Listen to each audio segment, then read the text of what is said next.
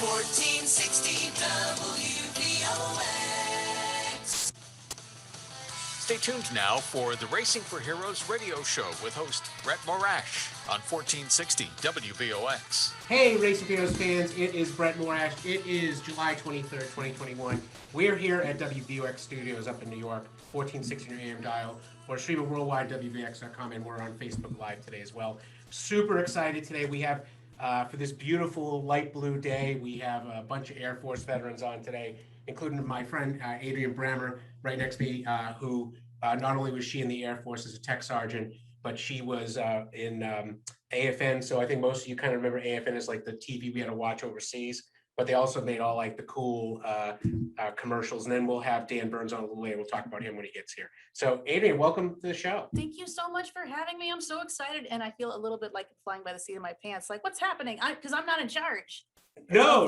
Yeah, you're being interviewed in this one. So. I'm not usually on this side. Usually, it's fun. I'm the one planning everything. You're doing the Alex of the interns, who are behind it. So we got a little shout out to the interns. There's like 10 of them back there today. It's like, or a baker's dozen of them at least. So, but yeah, we're pretty excited. Let's just dive right in. So you you were in the Air Force and you made AFN production. Like what was that? So I was a radio and television broadcaster for 14 years in the Air Force, primarily doing it overseas. Mm-hmm. And I was stationed at Korea, in Iceland, Italy for like 6 years. Oh, wow. And then I came stateside. At Aviano? Or? At Aviano. Oh, okay. And then I came stateside and I worked at Combat Camera, and then they deployed me from there, periodically. Gotcha. Yeah, so I did a ton of radio and television. I was working for AFN, which is American Forces Radio, or American Forces Network, and American Forces Radio and Television Service. I would make my own commercials for radio and TV. Oh, really? Shot video. I was a reporter. I was a TV anchor. Wow. I was a radio DJ. I did all the stuff. You did everything. Yeah, I really did. That's amazing. All right, but I want to know about tell me about the commercials, because I remember the one where they took the old Odysseus movie and made it into the I've been fleeced. Great question. Everybody asks me about that stuff all the time. They've always got a specific story of a commercial that they just thought was hilarious or weird. So those commercials they're specifically produced by an office in California, as part of the American Forces Radio and Television Service. It's called the Radio and Television Production Office. We call it RTIPO. RTIPO. And that's a good Air Force acronym. Yeah. And they were specifically contracted to make those commercial spots. Okay. For radio and for TV. Okay. So they would come up with, someone was actually paid to make those. Yeah, they're amazing. They're weird and they're funny. And they would play for years. Yeah. Well, I remember the chicken one about not getting the avian flu, and you're supposed to pay attention to the chicken and clean your hands. Oh, I didn't see that one. And I think if everyone paid attention to it, everyone had seen it. Yeah, maybe. We wouldn't have COVID right now. So maybe that was the trick. And then a lot of the commercials that I was responsible for, they were at the base level. So if you were stationed at Aviano and there was something very specific that needed to be broadcast to everyone on base, like crossing the flight line. Yeah. Dangerous. Yeah, very dangerous. Pay attention to the lights and stuff like that. They would make a commercial specifically about that because we don't want any accidents on the flight line. Yeah. No, we got to get warheads downrange, not sucking people into jet engines. Yeah, as much as we can. And I got a couple of awards for some of the commercials that I made. Which one? There was one that I made. An Emmy? No, it's a specific. They had awards for the Navy, for the Air Force, for the DoD. Yeah. I have a CHINFO award, the Chief of Navy Information. That's for a radio spot that I created. It was about the galley's online menu, or I think it was online. That was 2000. Yeah. I'm struggling when they to say believe. Online, they mean on the line. On the line, yeah. Right. I created a song parody from Fiona Apple's Criminal Song, and then I sang it. Well done. Wait, can you give us a little? Come on, do it. Come on, do it for the interns. I'm struggling to remember. All right, we'll come back to that. We'll come back there. So anyway, but you're using I set it up and I No, that's right. I was getting ready to hit out of the ballpark. Yeah. Yeah, sometimes you get a walk. All right, so tell us about, so you transitioned out of the Air Force. Yeah. And most recently you were working with one of my favorite nonprofits, TMC. So the mission Yeah. continues. So Yeah, so I'm taking all of that great knowledge that I got from the Air Force and applying it to doing video editing for the Mission Continues. They've got this great big service project push for the end of this year, honoring September 11th. Okay. Yeah. So because it's the 20th anniversary. So they've got service projects going on. I just came back from Chicago from a project there. They got one in LA. There's New York is coming up in September. Okay. Dallas in October and DC in November. Service projects all over. So if there's one in your area, you can sign up and pitch in, and it's all about. And you don't have to be a veteran, right? You can just. Oh no. Right. No, it's a lot of it's community projects. So you're directly working with the community. Mhm. If you're one of those community members, you could pitch in and join up and just beautify the area, or sometimes it's cleaning an area up, constructing benches or tables and stuff. It's a lot of it's just a good time. Yeah, that's nice. That's Yeah. nice. Well, and what I liked about it was, it's sort of, they're true to the name that they have, because they have those service platoons where they try to get veterans to come back and like be in somewhat of a military-like organization, although very loose. I will caveat it with that. But they focus on service projects that like the community needs, which I think is just wonderful. Yeah. So last week we were working on 2 community gardens in the Little Village area of Chicago. A lot of immigrants, a lot of immigrants, and they beautified one garden, another garden. They were doing a lot of weeding and planting new things, and they made benches in both areas, and it came out really great. Well, I think it's a modern VSO, which I like, and what I mean by that is they tend to get veterans to come back together for a communal experience. So like Team Red, White, and Blue is another one you probably know really well. They go out and they'll go run a 5K and then drink beers later. Well, what's great about the Mission Continues is that they also they're more than happy to bring in those other organizations. Like there's people from Team RWB there in their shirts, pitching in, moving things, digging and spreading mulch. Well, you know what the first rule of Team RWB is, right? What? Tell everyone about Team RWB is. Yeah, it's sort of like CrossFit. there. It's the same thing. No, it's okay. No, they're great too. And people like Joe Quinn, who used to be with Team Red, White, and Blue for a long time, just fantastic people. So, all right. So let's talk about videoing cars, because I think that was one of the things that I wanted your opinion on. You're not old enough to probably remember the Dukes of Hazzard when it was first run. No, it was before my time. Yeah, thank you. Not mine though. I wanted to be Bo Duke when I was a kid, but when those cars are moving fast, it looks like the wheels are spinning backward. What is that? That's a great question. And it's been a little while since I've shot video, so I had to do my own research, because a lot of times when I was working on active duty and I was shooting my own video, I'm flipping the switches and I'm not really thinking about it as I'm doing it. It's because you get used to doing it. So I looked it up, and what happens is that my headphones are going off and on here. It sounds good in my head. It makes it really better. So the wheels rotate at a certain RPM. Sure. And we know that video is a series of still images. So, like 60 hertz. Like a flip book of images coming across the screen. So if the wheels are rotating at a certain RPM, the still images we call a frame rate. Okay. Frames per second.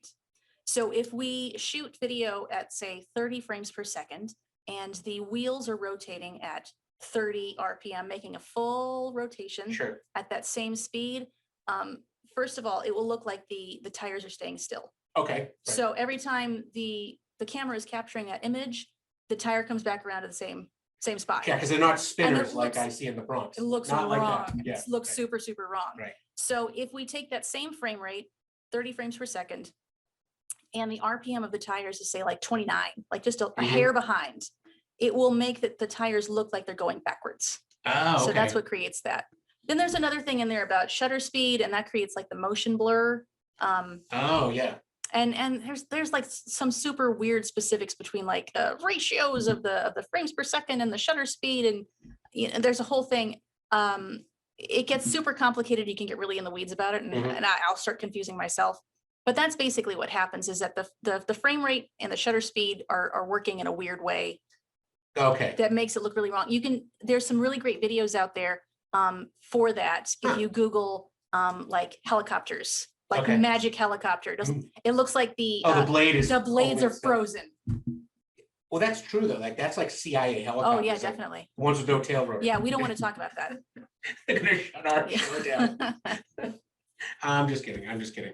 But yeah, I mean that's the sort of stuff where I don't think people realize how hard this stuff really is Yeah. to do. I mean, it's like a thing. There's like math involved and ratios, and you have to shoot so many frames per second if you want to turn it into slow motion later, or if you want to do it the time lapse. I didn't know that. Yeah. That's way harder than I thought. It's super complicated. It's really best if you just set it for like one position and then just shoot that, which is what I did the majority of the time. Just set it for one thing and then just not worry about it. Right, but you're doing AFN videos too. Yeah, yeah. I mean, if you want to do fancy things, then you break the rules. Yeah. Well, we're going to have Dan Burns on in a little bit, and Dan is actually a pro photographer. So Yeah. I think he'll talk a little bit about this too, because Yeah.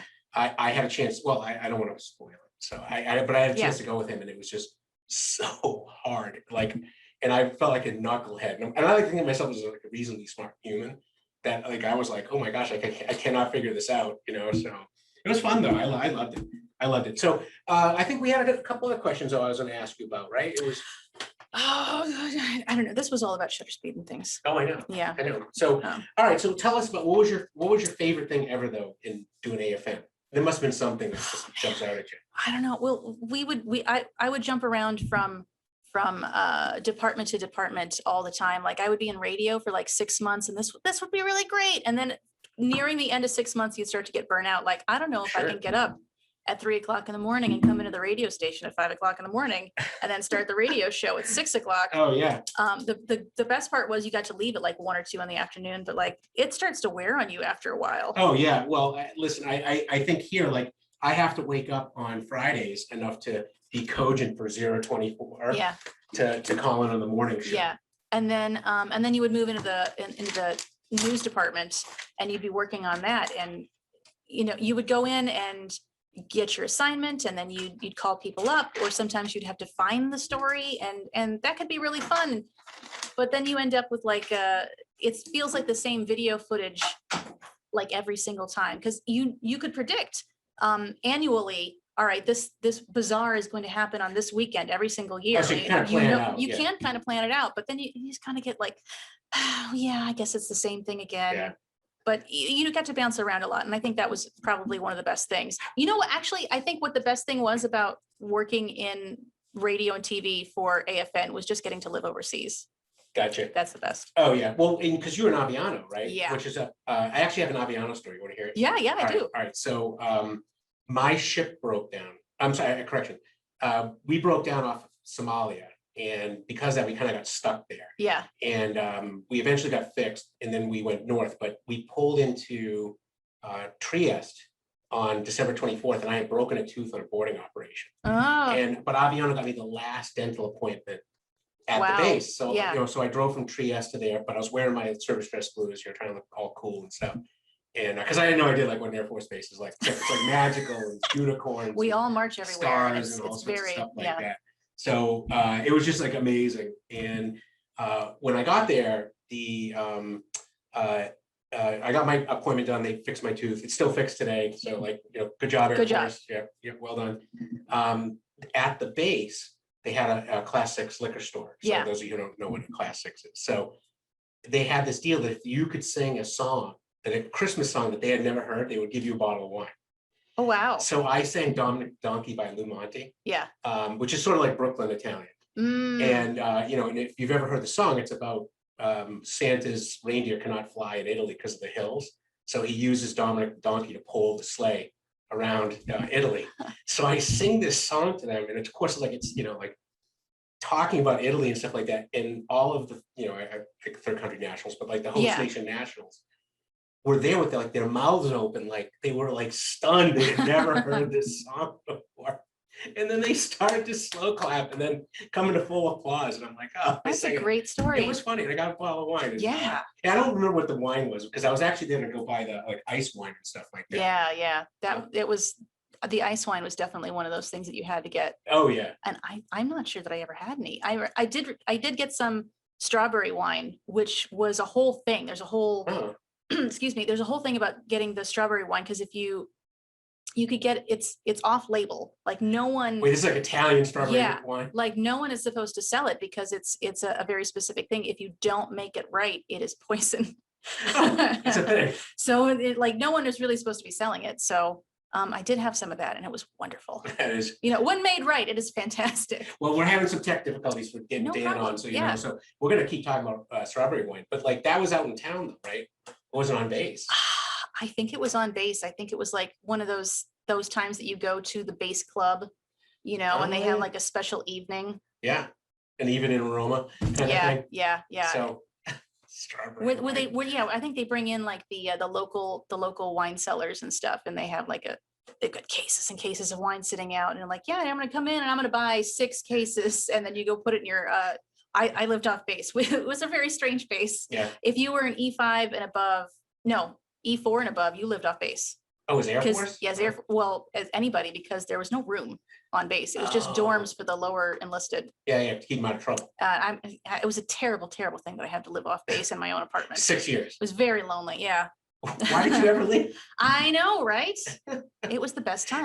Was that your last duty station, or did you rotate back home? No, after Aviano, I lived in South Carolina for 4 years. Okay, with Combat Camera. That's at Charleston. Oh, Combat Camera. Well, actually, I think that is one of the things I want to talk about. Yeah. Because I think Combat Camera, people don't really understand what that is. I remember and some of it's like documentation of combat operations, but some of it's things like if there's an air crash, you have to document the crash site. That was something that I did also at Aviano and in Korea, was documenting crash sites if it came up. And God forbid it came up. But yeah, Combat Camera, I would go out on infantry missions in Iraq and Afghanistan and document everything that happened. And thank God nothing ever did. Like it was always, we came back with all of our bullets and all of our pieces. Did you have a different uniform?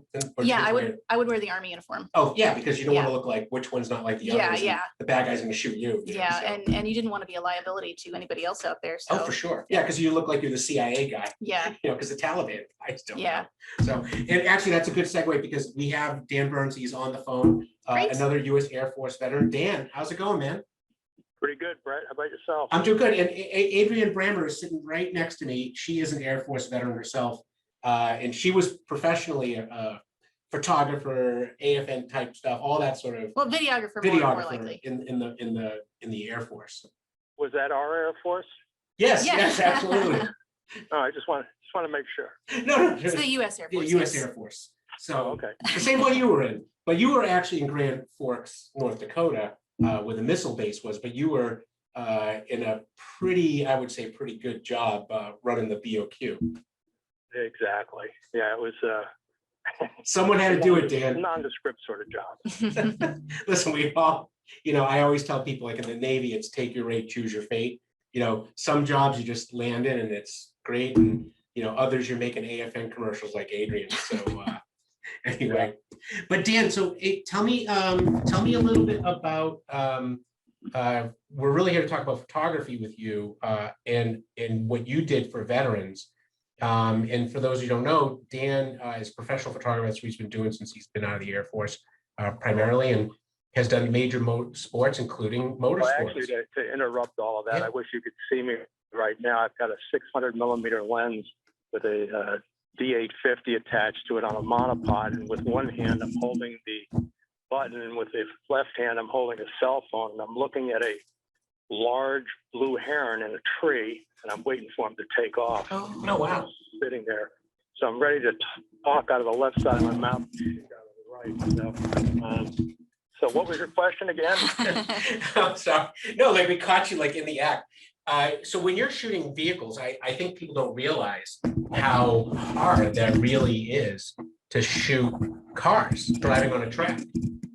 Well, what you got to do is a lot of people who don't have experience at it, they'll go into auto racing and looking at it as a high-speed event that they have to shoot at a high shutter speed. Unfortunately, if you do that, it makes the cars look like they're sitting in a parking lot. So the idea is, in an image, you got to imply a lot of motion. So I typically shoot auto racing anywhere between a 20th and a maximum of 2/50th of a second. So I use a lot of panning to imply a lot of motion, which is there to begin with, but my images typically make them look like they're going a lot faster than they really are. Yeah, because I remember like when you were showing me up at Lime Rock up in Connecticut, you wanted like the wheels to have just like a little bit of blur, like if it said like Bridgestone or something like that, like a little bit of blur, but all like the logos for all of the sponsors and stuff were like super crisp. And then like the background looked like it was moving.